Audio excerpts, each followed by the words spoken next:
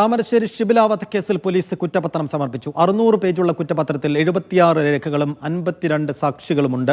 ഷിബിലയെ കുത്തിക്കൊലപ്പെടുത്തിയ ഭർത്താവ് യാസിറാണ് കേസിലെ പ്രതി. താമരശ്ശേരി ജുഡീഷ്യൽ 1ാം ക്ലാസ് മജിസ്ട്രേറ്റ് കോടതിയിലാണ് കുറ്റപത്രം സമർപ്പിച്ചത്. മാർച്ച് 18-നായിരുന്നു കൊലപാതകം. ഷിത ജഗത്ത് വിശദാംശങ്ങൾ നൽകും. ഷിത, കൂടുതൽ പ്രതികളില്ല, കൃത്യമായ വിവരങ്ങൾ പുറത്തു വന്ന ഒരു നിഷ്ഠൂരമായ കൊലപാതകം കൂടിയാണ്. ആ കുറ്റപത്രത്തിന്റെ ഉള്ളടക്കം എന്താണ്?